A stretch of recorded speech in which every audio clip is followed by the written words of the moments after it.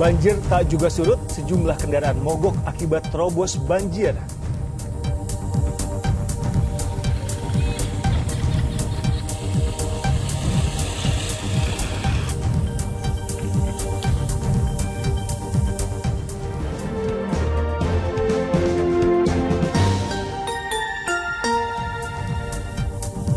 Selamat datang di Liputan 6 Siang, saya Riko Anggara. Tidak lolos jadi anggota Dewan, caleg ramai-ramai mulai berkonsultasi ke dokter karena stres. Selain ke dokter dan psikiater, ada juga caleg yang memilih datang ke Padepokan karena merasa sudah depresi. Tidak lolos jadi wakil rakyat. Pencoblosan pemilu sudah selesai digelar, hasil hitung cepat dan hitung manual KPU juga terus berjalan. Tapi tentu tidak semua calon anggota legislatif bisa lolos jadi anggota dewan. Sudah jor-joran mengeluarkan uang saat berkampanye, tapi hasilnya suara yang diperoleh tidak sesuai target untuk lolos. Akibatnya, banyak caleg yang mengalami stres bahkan depresi. Di RSUD Taman Sari, Jakarta Barat, beberapa calon anggota legislatif yang diduga stres karena tak lolos di pemilu melakukan pendaftaran online untuk berkonsultasi. Gangguan jiwa ringan yang mungkin ada ya tadi, kemungkinan ada depresi, putus asa, sedih, kayak gitu ya, tidak sesuai dengan harapan, sulit mengambil hikmah positif dari berbagai peristiwa termasuk hal-hal yang tidak mengenakan, ya, apalagi kalau misalnya kalah dan lain sebagainya. Itu tentu hal-hal yang memang perlu dikonsultasikan kepada ahli. Tak hanya mendatangi rumah sakit, tapi ada juga caleg yang mendatangi Padepokan karena diduga mengalami gangguan mental. Gak cuma calegnya yang stres, tapi tim sesnya juga stres karena raihan suara yang minim. Baik caleg maupun tim ses ini mengaku sudah merogoh kocek tapi tidak terpilih. Di angka ratusan juta. Iya, ya untuk sosialisasi dari awal kan kita membentuk tim itu dari 2022 sampai terakhir 2024 Februari kita sudah cukup lumayan hampir 2 tahun berjalannya waktu. Ternyata hasil suaranya tidak memuaskan. Pemilu menjadi momen yang penuh tantangan bagi para calon anggota legislatif. Tentu setiap caleg harus bersiap menerima konsekuensi yang didapat, baik jika lolos atau jika gagal jadi anggota dewan. Tim Liputan 6 SCTV melaporkan. Yang juga ramai soal aplikasi penghitungan suara pemilu Sirekap yang kerap error. Di sejumlah daerah hasil Sirekap tidak sesuai dengan formulir C1.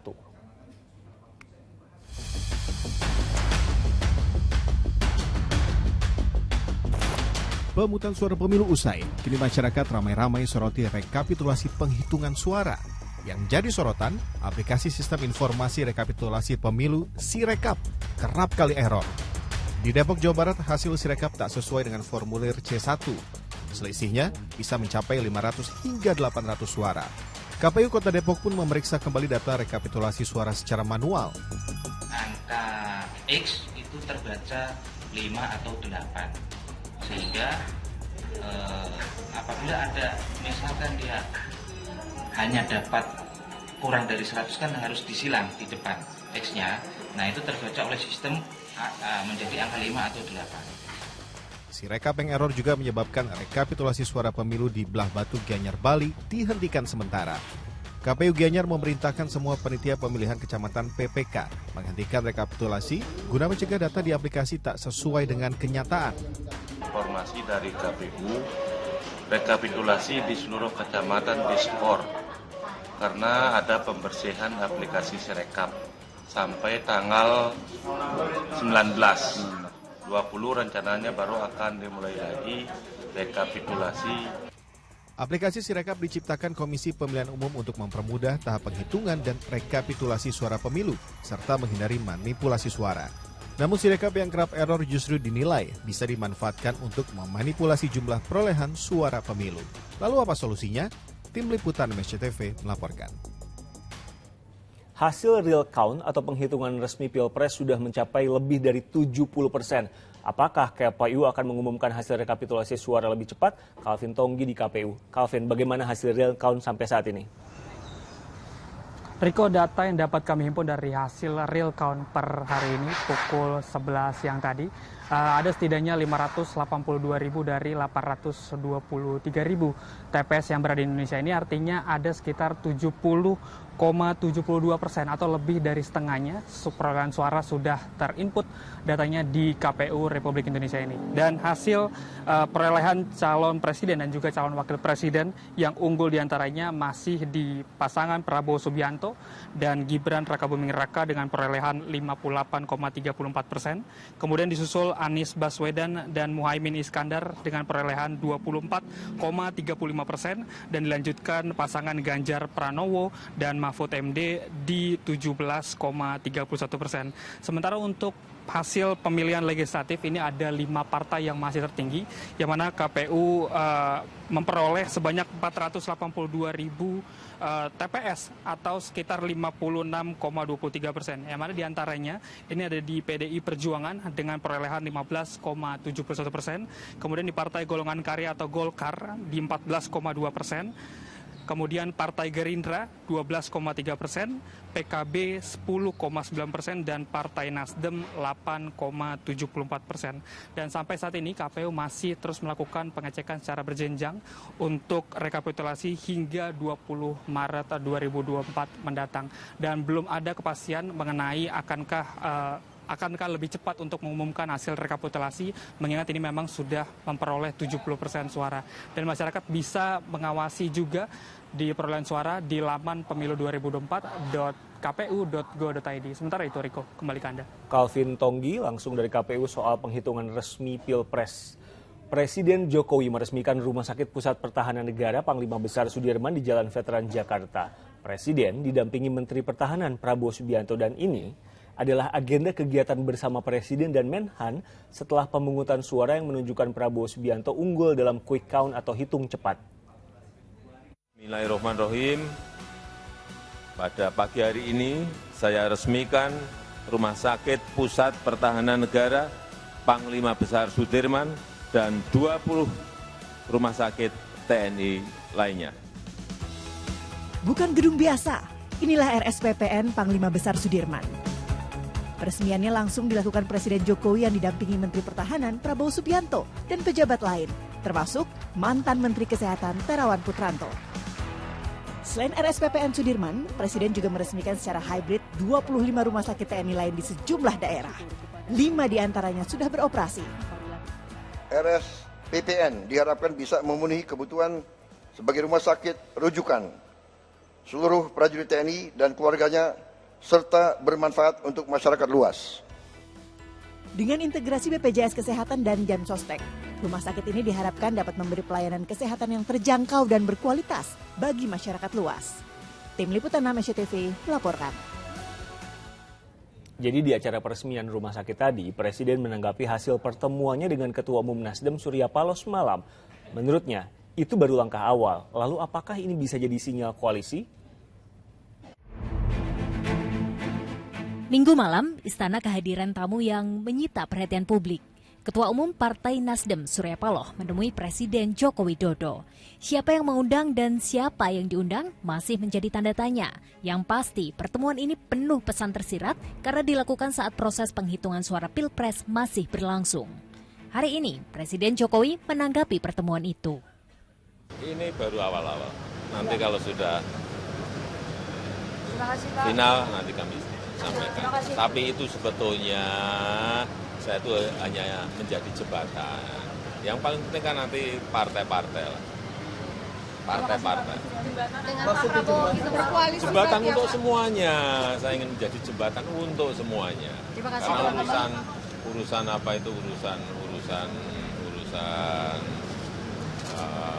politik itu urusan partai-partai. Terima kasih, Pak. Oke, Presiden mengatakan ingin menjadi jembatan untuk semuanya. Faktanya, usai hitung cepat selesai dilakukan, PDI Perjuangan menyatakan siap untuk menjadi oposisi di luar pemerintahan. Hanya gertakan semata atau benar adanya, hanya waktu yang bisa menjawab siapa koalisi, siapa oposisi. Tim Liputan SCTV melaporkan. Yang sehari-hari mengandalkan Transjakarta sebagai moda transportasi kini bisa menunggu bus dengan lebih nyaman. Sejumlah halte akhirnya sudah rampung direvitalisasi. Seperti apa? Ikuti laporan Nadira Hali.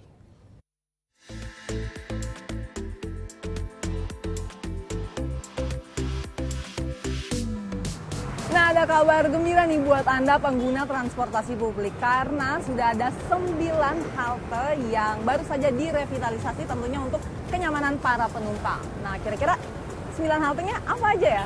Yuk kita cari tahu.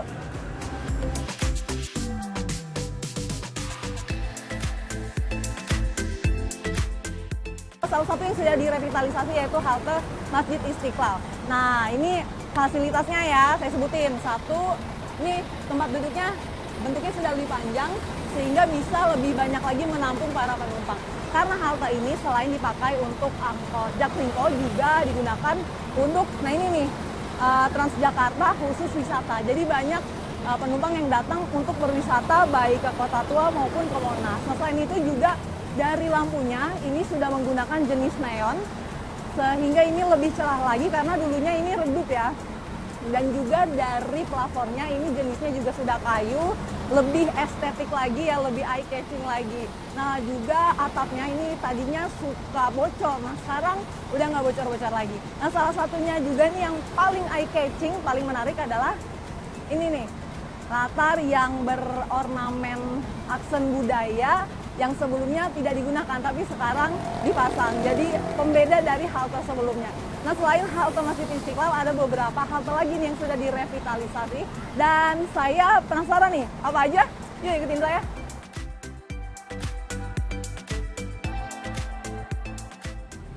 Nah ini saya udah nyampe ya, lagi nungguin angkot di halte yang juga udah direvitalisasi yaitu halte Taman Jati Baru. Nah kalau dari tampilannya ini nggak beda jauh ya dari halte tadi sebelumnya, halte Masjid Istiqlal. Dinas Bina Marga ini juga masih akan menargetkan adanya 11 halte yang direvitalisasi hingga akhir tahun ini. Dari Jakarta, Nadira Ali, Marcelinus Agung melaporkan. Sorotan lain, 2 pekerja proyek tembok penahan tanah tewas tertimbun longsor di Bogor, Jawa Barat.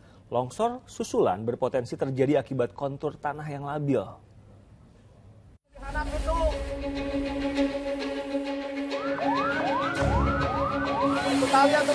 Minggu siang, tebing setinggi 25 meter di Bogor, Jawa Barat longsor. 4 pekerja proyek tembok penahan tanah tertimbun material longsor. 2 pekerja selamat, 1 orang tewas dan 1 pekerja lainnya hilang. Kan begitu kelihatan ada tanah yang turun 2 kali, saya langsung lari. Ya saya lari ke arah sini, mereka ke arah sana sebagian itu ya. Jadi saya pun tertimbun, itunya semua, cuman saya bersihin muka supaya bisa bernapas saja. 4 jam berlalu, tim SAR akhirnya menemukan pekerja yang hilang tertimbun longsor. Korban ditemukan tewas terhimpit tumpukan material tanah longsor. Kontur tanah yang labil, warga diminta waspada potensi longsor susulan. Rencananya sejumlah makam yang ada di dekat lokasi longsor akan dipindahkan. Iwan Kurniawan melaporkan dari Kota Bogor, Jawa Barat. Selain longsor, cuaca buruk juga memicu banjir yang secara tiba-tiba merendam jalan utama di Lampung. Sejumlah pengendara motor pun terjebak. Satu persatu sepeda motor yang mencoba melintasi jalan penghubung antar kecamatan di Tulang Bawang, Lampung berujung mogok. Warga bahu-membahu mendorong motor yang mati mesin ke tepian. Para pengemudi mengatakan terpaksa nekat melintasi genangan karena jalur alternatifnya harus memutar jauh. Banjir setinggi hampir setengah meter dipicu meluapnya sungai yang tidak dapat menampung debit air hujan lebat selama berjam-jam.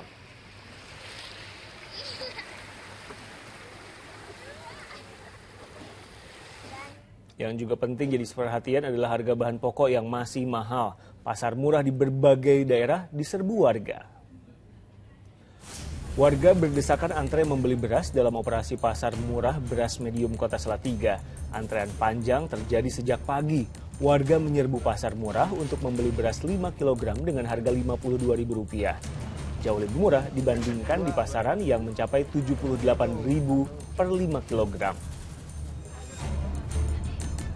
Sumedang tak kalah ramai. Di bawah terik matahari, warga bersabar mengantre demi beras murah. Di tengah harga beras yang mencapai Rp17.000 per kilo di pasaran, beras seharga Rp10.000 per kilo tentu menjadi incaran.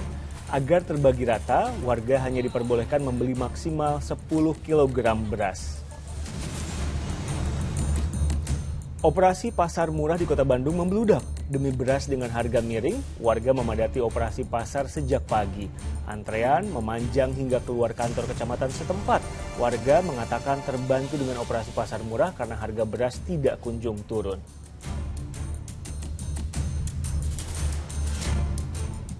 Tidak kunjung turun memang. Harga beras di berbagai daerah kian melambung tinggi. Ikatan Pedagang Pasar Indonesia mengkritik harga beras yang semakin tidak jelas dan di atas harga eceran tertinggi. Bukannya malah turun, malah makin mahal. Harga beras di Ngada, Nusa Tenggara Timur kian mencetak rekor dari Rp15.000 per kilogram melambung hingga Rp20.000 per kilogram. Mahalnya harga beras ini sudah terjadi sejak 2 minggu terakhir. Beras saat ini kenaikannya seperti apa? Harganya ada yang sampai 20.000, ada yang sampai 18, sampai 16.000. Per kilogram? Iya, per kilogram. Di Cilengsi, Kabupaten Bogor, beras premium kini dijual Rp17.000 per kilogramnya, dari sebelumnya Rp15.000 per kilogram. Sementara jenis beras medium dijual Rp16.000 per kilogram, dari Rp13.000 per kilogram. Sudah harganya mahal, stoknya langka pula sejak 2 minggu yang lalu. Ini kenaikan sejak kapan, Bang? Sejak 2 minggu yang lalu. Faktornya apa sih kira-kira, Bang? Faktornya ya karena stoknya semakin menipis ini. Bahkan saya sempat susah nyari stok beras itu, sampai kosong. Naiknya harga beras yang semakin tak terkendali juga disorot oleh Ikatan Pedagang Pasar Indonesia yang menyebut harga beras kini semakin tak jelas dan melampaui harga eceran tertinggi. Dalam keterangannya, IKAPI mendorong agar sinkronisasi data antara beras yang disebarkan di masyarakat digunakan untuk bansos dan yang disebarkan untuk pedagang pasar itu penting untuk keberlangsungan pasar agar harga di pasar tidak tinggi. Ikatan Pedagang Pasar Indonesia juga meminta pemerintah lebih serius dan berhati-hati dengan lonjakan harga dan langkanya beras di pasaran yang terjadi di tengah momen politik pemilu. Tim Liputan 6 SCTV melaporkan. Tidak hanya di berbagai daerah, di Jakarta harga beras juga masih mahal. Kita cek harga beras di ibu kota, sudah adakah tanda-tanda turun? Ada Cira Caniago di Pasar Santa. Cira, harga beras di sana sudah mulai turun atau gimana? Jangankan turun, Riko dan juga saudara, bahkan semakin mahal hingga Rp20.000 untuk 1 kilogramnya. Saya akan tunjukkan jenis beras apa yang mengalami kenaikan hingga Rp20.000. Ini ada 2 jenis beras kelas premium, yang dimana untuk 1 kilogramnya beras yang ini mencapai Rp20.000 untuk 1 kilogramnya, dan yang belakangnya ini dibanderol dengan harga Rp95.000. Padahal kalau harga normal mereka berdua ini masih di sekitar harga Rp15.000 hingga Rp16.000 untuk 1 kilogramnya. Jadi bisa dibayangkan Riko dan juga saudara, jika pelanggan datang ke pasar membawa Rp100.000, mereka hanya mampu untuk membayar beras dengan berat 5 kg saja. Naasnya, jika misalkan para pelanggan ingin berbelanja beras kelas medium, saat ini kondisinya di Pasar Santa stoknya sudah menipis, bahkan tidak ada seperti itu. Dan juga mengalami kenaikan harga yang sebelumnya dibanderol dengan harga Rp12.000 kini naik menjadi sekitar Rp15 hingga Rp16.000 untuk 1 kilogramnya, yang dimana sudah naik harganya sekitar 3 bulan terakhir. Nah, untuk penyebabnya kita langsung aja tanya dengan salah satu penjual di Pasar Santa ini. Selamat siang Ibu Yeni. Bu Yeni, boleh dong sharing sedikit penyebab dari beras premium maupun juga medium saat ini langka di Pasar Santa tuh, dari Ibu sendiri bagaimana melihatnya? Mungkin dari pasokan dari pusatnya memang tidak ada stok barangnya, jadi dengan adanya musim badai El Nino, mungkin juga hujan, banjir dan sebagainya, itu jadi menyebabkan pasokan kurang ke induk, jadi kita juga berkurang, sehingga naik barang harganya. Naikkan harga. Oke, Ibu, terima kasih banyak atas waktunya. Nah, tadi saya juga sempat berbincang dengan sejumlah pembeli, mereka mengaku nih dengan kenaikan harga beras kelas premium ini melambung hingga Rp20.000, yang dimana biasanya sebulan mereka berbelanja beras dengan pasokan 15 kilo, kini mereka turun hingga 10 kilogram per bulannya. Karena kenapa? Dengan membayar Rp200.000 hanya mampu membeli beras seberat 10 kg, namun tidak mampu untuk membeli bahan pokok lainnya seperti itu. Dengan begitulah ia mengakui untuk mengurangi konsumsi karbohidrat seperti beras, yang dimana per bulannya sekitar 5 hingga 10 kg saja. Dan tadi juga saya memantau untuk bahan sembako lainnya seperti bawang merah juga mengalami kenaikan harga hingga Rp50.000 mulai hari ini. Lalu juga tadi ada telur ayam mengalami kenaikan Rp32.000 sudah 3 hari terakhir, dan namun untuk cabai rawit, cabai keriting saat ini masih normal, yakni dibanderol dengan harga Rp80.000. Untuk bawang putih, bawang bombay, kentang ini juga masih dibanderol dengan harga Rp40.000. Namun saat ini masih dirasakan nih Riko dan juga saudara untuk harga bahan pokok utama, yakni adalah beras, yakni di mana masih dibanderol dengan harga Rp20.000 untuk 1 kilogramnya untuk jenis kelas premium. Sementara demikian, Riko. Cira Caniago bercerita soal harga beras yang mahal. Sesaat lagi di Liputan 6 Siang, bertambah daftar panjang anggota KPPS maupun petugas penjaga TPS yang meninggal dunia.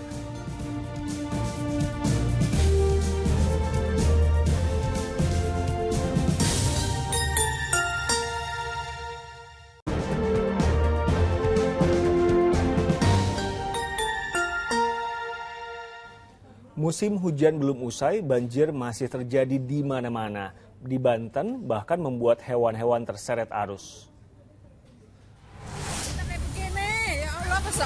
Hujan deras yang mengguyur pada Rincang Serang memicu terjadinya banjir bandang Minggu petang. Permukiman warga di Kampung Cipait terendam, belasan rumah terdampak. Kandang hingga hewan ternak warga bahkan ikut terseret arus. Terendam banjir, akses jalan menuju salah satu sekolah di Kabupaten Sidoarjo, Jawa Timur, sebagian besar kegiatan belajar mengajar pun terpaksa dialihkan secara daring. Banjir juga masih menggenangi hampir seluruh ruang kelas. Meski demikian, sejumlah siswa kelas 9 tetap diwajibkan masuk untuk mengikuti ujian asesmen berbasis komputer.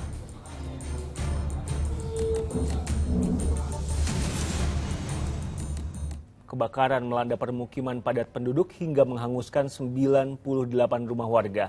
Selengkapnya dalam kilas peristiwa.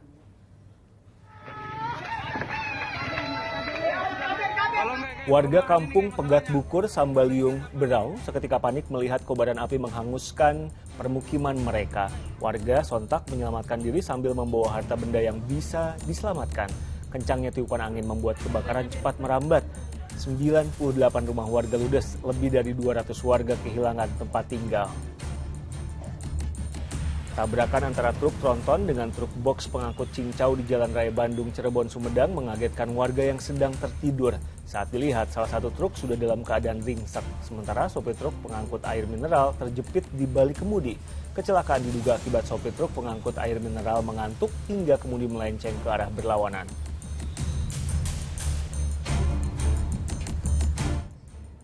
Terima kasih sudah menonton Liputan 6 Siang. Salam SCTV.